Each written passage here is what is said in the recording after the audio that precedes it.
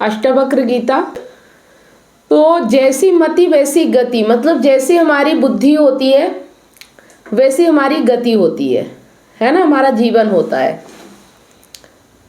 मुक्ताभिमानी मुक्तो ही बद्धो बद्धाभिमान्यपि किम वदन्ति सत्यम या मति सा गति गतिर्भवेत। जिसे मैं मुक्त हूँ ऐसा अभिमान है वह मुक्त है, और जिसमें मैं बद्ध हूँ ऐसा अभिमान है वह बद्ध है। यह लोकोक्ति सत्य है कि जैसे मति वैसे गति। मतलब जो ये मानता है कि मैं मुक्त हूँ, अपने आप में अहम रखता है कि हाँ मैं तो मुक्त हूँ, मुझे कोई नहीं बांध सकता, वो मुक्त है। और जो बोलता है मैं बंधन में हूँ, मैं बद्ध हूँ, वह बद्ध है। ठीक है, तो ये जो कहावत है कि जैसी मति वैसी गति, ये सत्य है। तो यहाँ पे अष्टवक्र गीता का पहला प्रकरण श्लोक 11, अध्याय पहला है और श्लोक 11 है।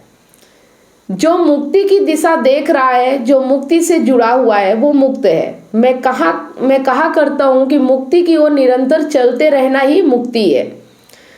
मुक्ताभिमानी मुक्तो, जो मुक्ति से जुड़ा हुआ है, अभिमान से आशय है यहाँ पर अहंकार की मूल मान्यता।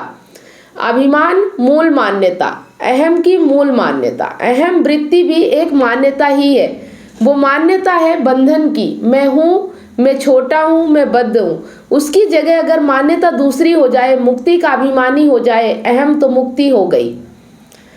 अद्वैत वेदांत बात को इतना सरल बना देता है कि अविश्वसनीय हो जाती है। चित्त हमारा जटिलता का ग्राहक होता है। कोई चीज एकदम सरल हो जाए तो उस पर वो अविश्वास करने लगता है, ठुकराने लगता है। मतलब जो हमारा मन होता है ना, वो सरल चीजों को एक्सेप्ट नहीं करता। वैसे तो चीजें बहुत आसान है, लेकिन मन को लगता है कि ये चीजें इतना आसान कैसे हो सकती है। तो कोई चीज एकदम सरल हो जाए तो उस पर वो अविश्वास करने लगता है, ठुकराने लगता है। यही कारण है कि मुक्ति के लिए न जाने हमने कितनी जटिल क्रियाएं बना ली, प्रक्रियाएं बना ली, सिद्धांत बना लिए, विधियां बना ली, कितने ही हमने मार्ग ढूंढ डाले, बड़े बड़े शास्त्र लिख डाले। और यहाँ अष्टवक्र कह रहे हैं कि जो मुक्ति का अभिमानी है वो मुक्त है। मतलब हम जो भी कर रहे हैं वो किसके लिए करते हैं? मुक्ति के लिए करते हैं, आनंद के लिए करते हैं। तो हमने बड़ी बड़ी मतलब विधियां बना डाली हैं। जैसे अभी आप इस्कॉन में जा रहे हो और बहुत से लोग मंदिरों में जाते हैं, बहुत से लोग कथाएं सुनते हैं, बहुत से लोग बहुत कुछ करते हैं सिर्फ काय के लिए, मुक्ति के लिए। लेकिन बहुत सरल है कि अगर आप मानते हो कि आप मुक्त हो तो आप मुक्त हो, और अगर आप मानते हो कि आप बंधन में हो तो आप बंधन में हो। बस ये जान लेना, ये मान लेना, अपने अंदर से विश्वास कर लेना ही मुक्त है, पुरुष की निशानी है। तो बस करना तो छोटा सा ही काम है, लेकिन हमें इतना आसान चीज लगता है कि इतनी आसान कैसे हो सकती है, सिर्फ मान लेने से मुक्त कैसे हो सकता है इंसान। तो इसलिए हम बहुत सारी विधियों में फंसे हुए रहते हैं कि शायद मुझे इससे मुक्ति मिल जाए। कठिन कठिन काम करते हैं, लेकिन फिर भी जितना हम कठिन प्रक्रियाओं में गुजरते हैं मुक्ति मिलती नहीं है। क्योंकि मुक्ति तो जानने से मिलती है ना, समझने से मिलती है, और वो चीज हम समझना नहीं चाहते क्योंकि आसान है। हम कठिन चीजों को समझते हैं कि कठिनाई में जाएंगे, कठिन विधियां अपनाएंगे तो जाके हमें मुक्ति मिलेगी। और यही धारणा हमारी हमें जीवन में मुक्त नहीं होने देती। हम उन धारणाओं के गुलाम हो जाते हैं, हम वहां बंध जाते हैं, हम उन विधियों के गुलाम हो जाते हैं। तो मुक्ति कहाँ से मिलेगी? तो अभिमान शब्द से साधारण लोक प्रचलित अर्थ मत ले लीजिएगा। यहाँ पर अभिमान शब्द से आशय है अहम की मूल मान्यता। इतना प्रत्यक्ष, इतना उपलब्ध कर दे रहे हैं अष्टवक्र। मुक्ति के अभिमानी हो तुम मुक्त हो, बंधन के अभिमानी हो तुम बंधन में हो। सब तुम्हारे हाथ में है, सब तुम्हारा चुनाव है। देख लो तुम्हें क्या होना है, आपके हाथ में है, आपका चुनाव है ना। आप बंधन में रहना चाहते हो तो आप बंधन में हो, और आप मुक्त होना चाहते हो तो आप मुक्त हो। आप चुनाव करोगे तो ही आपका जीवन बनेगा। कहते हैं ना कि जैसी मति वैसी गति। आपका जो दिमाग होगा, जो बुद्धि होगी, जो ज्ञान होगा, वैसा ही आपका जीवन होगा, है ना। और मुक्ति के लिए हमेशा प्रयास करना है। ऐसा नहीं कि एक बार मुक्त हो गए तो आप मुक्त हो जाएंगे, क्योंकि यहाँ तो पल पल बंधन है, हर चीज आपको बांध रही है। तो हर चीज से मुक्त होते रहने का नाम ही मुक्ति है कि बस प्रक्रिया चलती रहनी चाहिए। जो भी बंधन आए सबसे मुक्त होते चलिए, बस यही प्रक्रिया है। तो यहाँ प्रश्न करेंगे, बस हम मान लें और हो जाएगा इतने भर से, मतलब क्या है? कि हम मान ले बस हो जाएगा इतने भर से। सवाल अभी भी यही है, आप लोग भी यही करोगे कि क्या मैं मान लूंगा तो मुक्त हो जाऊंगा, मुझे कोई विधि लगाने की जरूरत नहीं है, संसार में किसी दिशा जाने की जरूरत नहीं है, किसी विधि के पीछे भागने की जरूरत नहीं है। क्या इतना आसान है मुक्ति? ऐसा लगता है ना, लेकिन हाँ ये सच है। हाँ हो जाएगा इतने भर से, पर मानने में ईमानदारी और गहराई होनी चाहिए। फिर कथनी करनी का भेद नहीं होना चाहिए। मतलब अगर हम मान रहे ना मुक्त हैं, तो फिर मुक्ति बाहर भी होनी चाहिए। मतलब भीतर से मान रहे तो बाहर भी प्रयास होना चाहिए। ऐसा नहीं कि हम सोच रहे हैं लेकिन भीतर बंधन में, बाहर बंधन में बंधे हुए हैं, मन में कुछ और चल रहा है, कर्म कुछ और हो रहा है। मतलब जो बोल रहे हैं और जो कर रहे, कथनी और करनी भेद नहीं होना चाहिए, सेम होना चाहिए, है ना। ऐसा नहीं कि कह कुछ और रहे और कर माया में फंस के कर रहे, कामना में फंस के कर रहे। चाहते तो हम मुक्ति, हम बोलते हम तो मुक्त हैं, लेकिन बाहर हम बंधन में बंधे हुए हैं, क्योंकि हमें उससे कामना है, उससे लालच है, उससे स्वार्थ है, और हम उसे उस तरह से देख नहीं पा रहे हैं। तो फिर हम कह कुछ और रहे हैं, कर कुछ और रहे हैं। जिस दिन आपकी कथनी और करनी एक हो जाए, जिस दिन आपके जीवन में ईमानदारी आ जाए, उस दिन आप मुक्त हो। ठीक है। यदि मुक्ति के अभिमानी हो तो वो अभिमान, वो मूल मान्यता, वो गहरा विश्वास फिर प्रत्येक श्वास में, प्रत्येक कर्म में परिलक्षित होना चाहिए। जो मान रहे हो उसको जीवन बन जाना चाहिए। अगर मुक्ति की मान्यता मुक्त जीवन बन गई तो मुक्ति फिर और क्या होती है? झूठी बात से, वाक्चातुर्य से, वाक्जाल से काम नहीं ही बनता है। ठीक है। यहाँ झूठी बात से, बात करने से, बड़ी बड़ी बातें फेंकने से कुछ नहीं होने वाला है। ऊपर ऊपर घोषणा करके दूसरों को प्रभावित करा जा सकता है और स्वयं को मूर्ख बनाया जा सकता है, लेकिन जीवन में परिवर्तन नहीं आएगा, है ना। हम बड़ी बड़ी बातें करते हैं, हम तो आज़ाद हैं, हम तो स्वतंत्र हैं, हम तो बहुत समझदार हैं, हम तो बहुत ईमानदार हैं, लेकिन जीवन देखो तो वहाँ पे ना समझदारी दिखती, ना आज़ादी दिखती है और ना ईमानदारी दिखती है। तो फिर आप मुक्त नहीं हो। और अध्यात्म इसलिए नहीं होता कि आप संसार में प्रतिष्ठा पा जाएं। अब यहाँ ये देखिए कि हम बात करते हैं, हमारे दोस्त हमारा सम्मान नहीं करते, हमारी पत्नी हमारा सम्मान नहीं करती, हम जहाँ काम करते हैं लोग हमारा सम्मान नहीं करते। तो यहाँ जो आप सीख रहे हो ना अध्यात्म, जो आप आत्मज्ञान की यहाँ शिक्षा ले रहे हो, यहाँ पे ये नहीं है कि बाहर के लोग आपका सम्मान करने लगेंगे, है ना। ये एक भूल में मत रहिएगा कि बाहर आपको प्रतिष्ठा मिल जाएगी इस ज्ञान से, किसी ऊंचे नाम से सुशोभित हो जाए। अध्यात्म तो इसलिए होता है ताकि जिंदगी बदल जाए, है ना। बाहर सम्मान मिले ना मिले, लेकिन आपकी जिंदगी बदल जाएगी, आपके जीवन में आनंद आ जाएगा, है ना। तो मुक्ति की मान्यता एक मुक्त जीवन ही बन जाए, जहाँ कहीं भी बंधन हो उनको अस्वीकार करा जाए, जहाँ कहीं भी बेड़िया हो उनको काटने का श्रम करा जाए, यही मुक्ति है। और अगर शुरुआत ही ये कहने से करोगे कि मैं तो बंधा हुआ हूँ, तो कभी बंधन से बाहर नहीं आ पाओगे। हमारी दिक्कत ही यही है कि हम कहते हैं हम बंधे हैं, हम फंसे हैं, हम निकल नहीं पा रहे, तो हम बंधे ही रह जाते हैं। हम कहें हम मुक्त हैं और फिर हम उस बंधन को काटने के लिए प्रयास करेंगे तो जरूर मुक्त हो जाएंगे। तो ये बहुत महत्वपूर्ण बात है अद्वैत वेदांत की, जिसके कारण अद्वैत वेदांत मुक्ति का बस एक मार्ग है, मुक्ति का एक मार्ग नहीं बनता, वो मुक्ति का एकमात्र मार्ग हो जाता है ना। मतलब कि बस एक मार्ग नहीं बनता है, वो मुक्ति का एकमात्र मार्ग हो जाता है। जीवन मुक्ति का एकमात्र मार्ग है सिर्फ ये मान लेना और ये जान लेना कि मैं मुक्त हूँ। देखिए जितने भी मार्ग हैं वो सब आपसे कहते हैं कि आप अभी एक जगह हैं और यात्रा करके मार्ग पर किसी दूसरी जगह पहुंचेंगे। अष्टवक्र ऐसी बात पर हंसते हैं, वो कहते हैं कि ये सब स्थूल उदाहरण अंतरदशा पर लागू नहीं होते। वो कहते हैं शरीर के लिए ऐसी गतिविधियां जो स्थूल है और समय के भीतर हो रही हैं, उनके लिए ये सिद्धांत सही हो सकता है कि आप हो एक जगह और यात्रा करोगे तो दूसरी जगह पहुंच जाओगे। ये सिद्धांत समय के भीतर की यात्रा पर लागू होता है, पर जिसको अपनी वो पहचान पानी है जो समय से बाहर की है, माने आत्मा, उस पर यह सिद्धांत लागू नहीं हो सकता।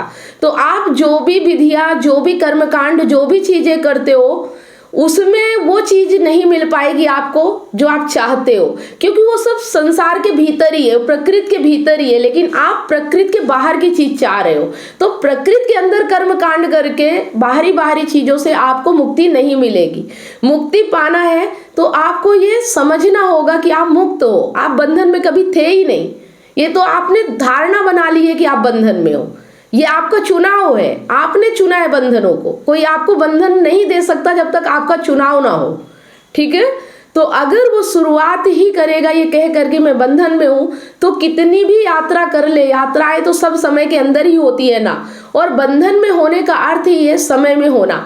समय ही बंधन है, माने अतीत ही बंधन है, माने प्रकृति ही बंधन है, माने काल की धारा ने आपका जैसा आंतरिक निर्माण कर दिया है वही आपका बंधन है। तो आप ये कहकर शुरुआत कर ही नहीं सकते कि मैं बंधन में हूं।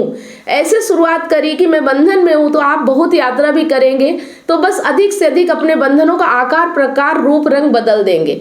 मतलब अगर आप ये कहते हैं ना कि मैं बंधन में हूं, तो आप कभी भी आजाद नहीं हो सकते, क्योंकि आपका जन्म ही बंधन में होता है। मूल वृत्ति जो अहंकार है वही बंधन है। तो अब अगर एक बंधन से आप छूट भी जाते हो तो दूसरे बंधन में फंस जाओगे। मतलब अगर आप प्रकृति के अंदर सोच रहे हो कि आपको मुक्ति मिलेगी तो नहीं मिलेगी। प्रकृति से परे होने में मुक्ति मिलेगी, कामना खत्म करने में, लालच लोभ माया ये जो है ना, इनको खत्म करने को, इनको जानने के बाद ही आप मुक्त हो सकते हो। मतलब रहना प्रकृति में है, लेकिन चाह ये नहीं करना है कि प्रकृति की वस्तुओं से आप मुक्त हो जाओगे। मुक्त वहां से हो ही नहीं सकते। एक से मुक्त होगे तो दूसरे में बंध जाओगे, ये निश्चित है। तो प्रकृति के चीजों में बंधन ही बंधन है। अगर आप सोच रहे हो कि जैसे पत्नी से बंधन है तो पत्नी को छोड़ेंगे तो मुक्त हो जाएंगे, तो कोई और चीज आपको बांध लेगी।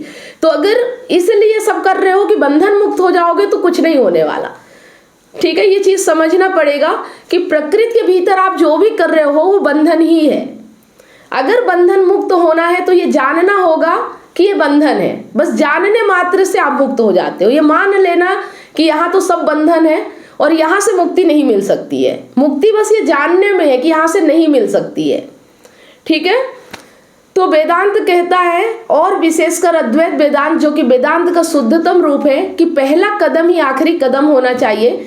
जहां से यात्रा करोगे वहीं पहुंच जाओगे। मुक्ति की यात्रा को मुक्ति से ही शुरू करना होगा। और इस बात में दम जरा प्रतीत होता है, क्योंकि मैं कहूंगा कि मैं बंधन में हूं, तो मैं जो पहला कदम लूंगा यात्रा में वो कदम किसी बंधे हुए आदमी का होगा।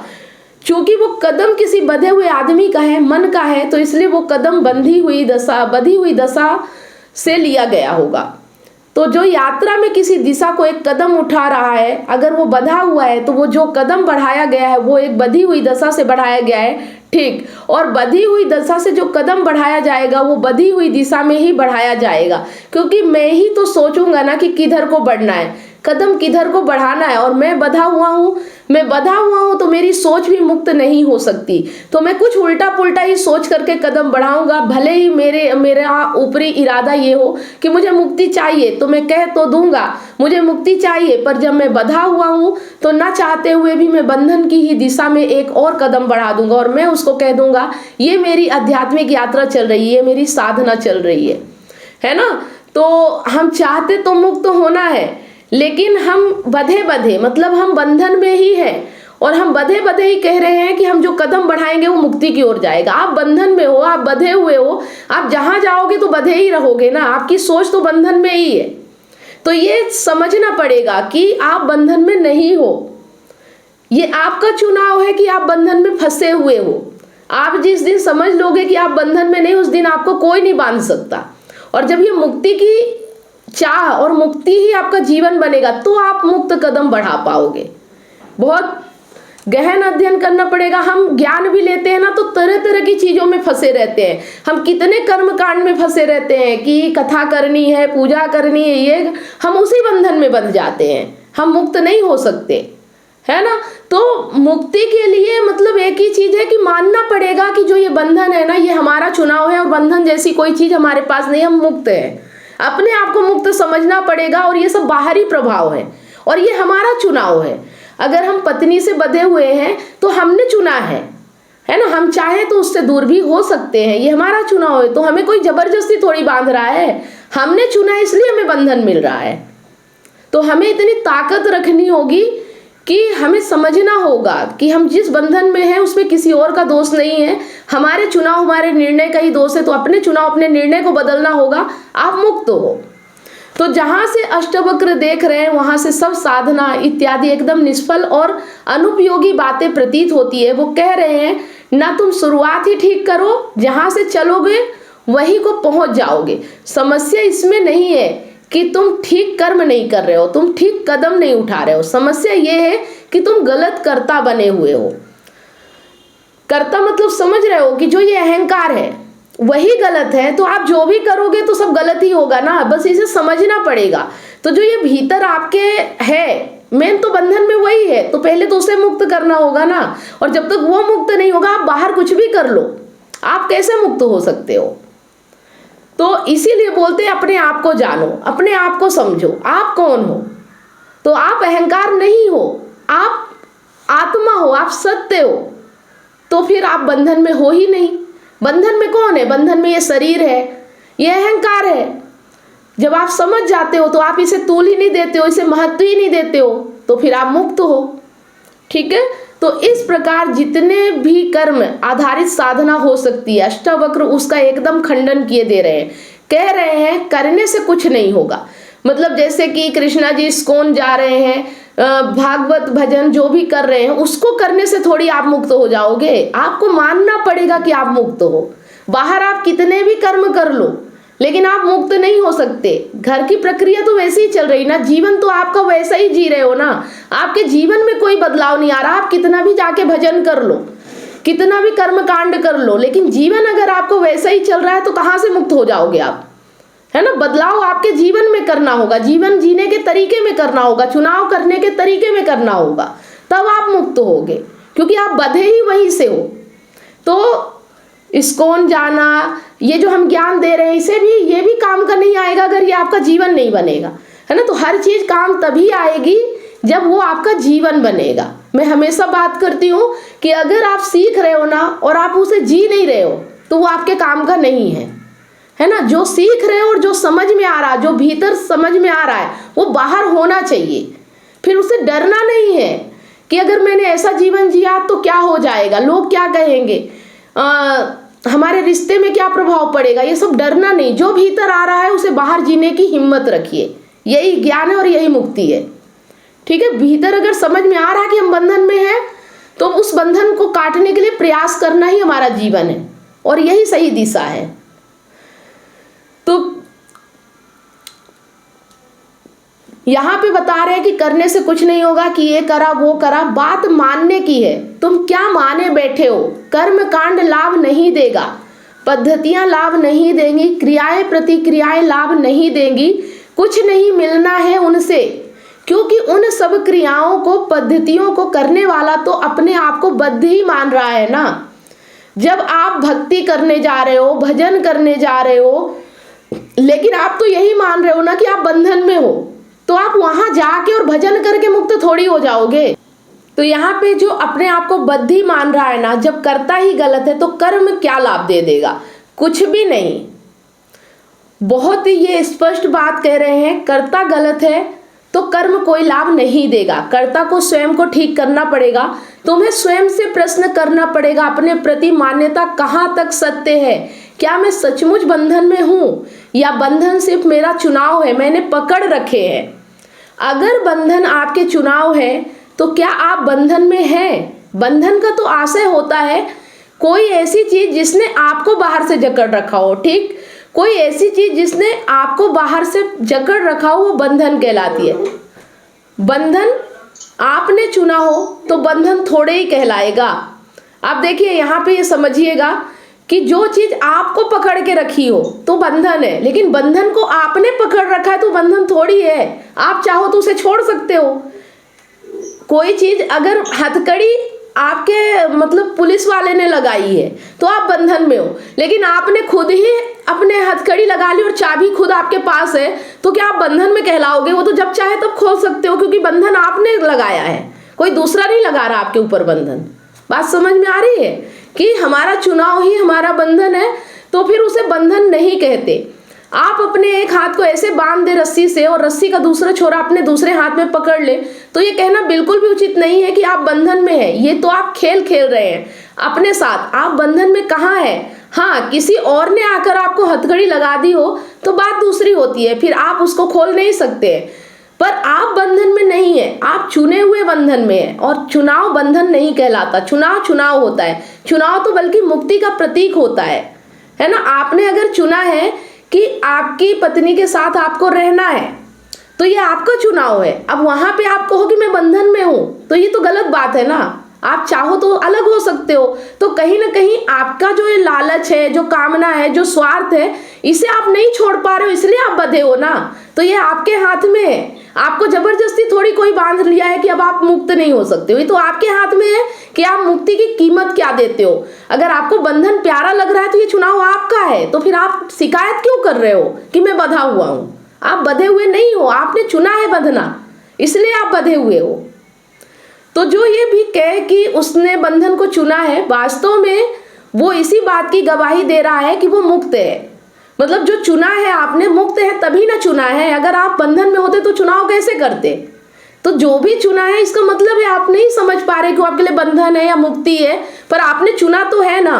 तो जब समझ आ जाती है कि क्या बंधन है और क्या मुक्ति है, तो आप सही चुनाव करोगे। सही चुनाव करोगे तो वैसे ही मुक्त है। मुक्त तो आप पहले भी थे, लेकिन सिर्फ समझ नहीं है कि आपने चुना क्या है, इसलिए आप बंधे हुए हो। ठीक है ना, आपने चुनाव सही नहीं किया, इसलिए आप बंधे हुए हो। अगर आप सही चुनाव करोगे तो आप मुक्त हो। तो जो ये भी कहे कि मैं बंधन में, उसे पता भी नहीं है कि उसके प्रत्यक्ष प्रमाण दे दिया है कि वो मुक्त है। मुक्त हो तभी तो चुनाव करा है ना। हाँ, गलत चुनाव कर लिया, ये तुम्हारा भ्रम है। हाँ, प्रत्यक्ष है वो बात, ये अष्टवक्र को पता चलेगी। जो प्रमाण दे रहा है अपनी ओर से, तो वो परोक्ष ही दे रहा है प्रमाण। वो बोल रहा है मैं बंधन में हूं। अष्टवक्र मुस्कुराएंगे, कहेंगे ये कहकर कि तुम बंधन में हो, तुम अपनी मुक्ति का परिचय दे रहे हो। तुम चुन सकते हो ना, तुम मुक्ति भी चुन सकते थे, तुम मुक्त हो चुनने के लिए बंधन को भी।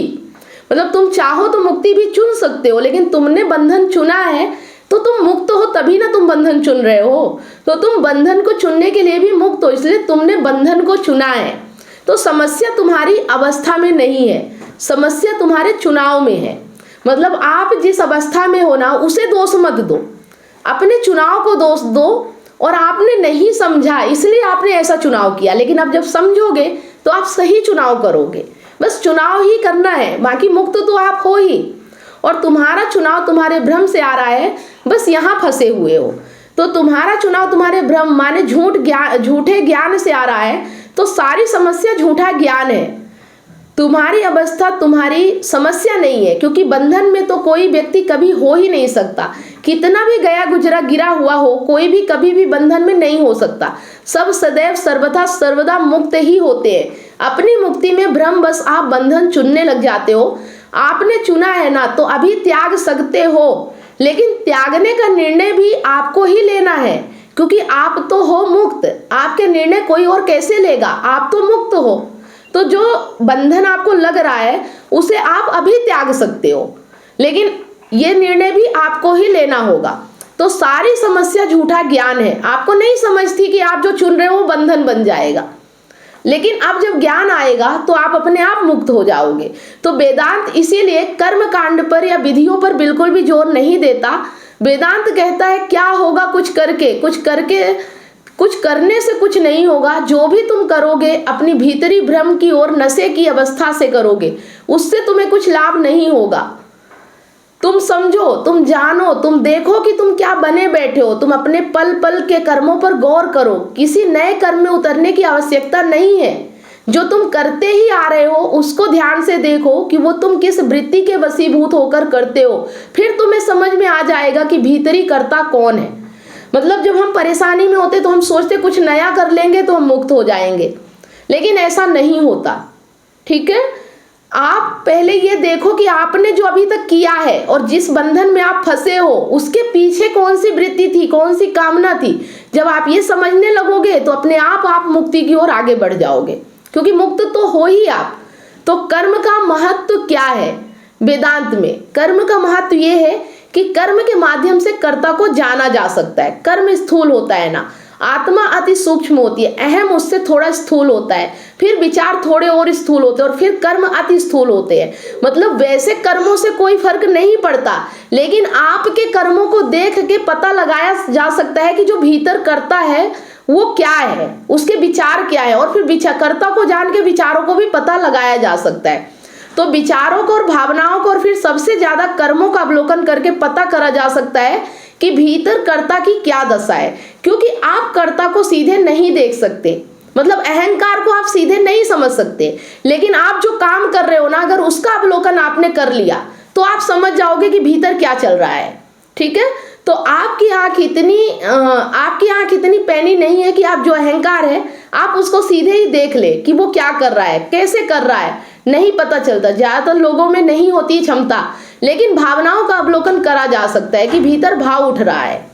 ठीक है, तो और अगर भावना का भी नहीं कर पा रहे, विचार का नहीं कर पा रहे अवलोकन, तो कर्म का तो कर ही सकते हो ना। मतलब जो थोड़ा ज्ञान रखता है, जो समझने लगता है, वो अपने विचारों का अवलोकन करने लगता है, फिर वो अपनी भावनाओं का अवलोकन करता है। लेकिन अगर आप ये भी नहीं कर पा रहे तो कम से कम अपने कर्मों को तो देख ही सकते हैं ना कि आप जो कर्म कर रहे हैं उसके पीछे आपकी मंशा क्या है, तो अपने आप भावना और विचार पे पहुंच जाओगे।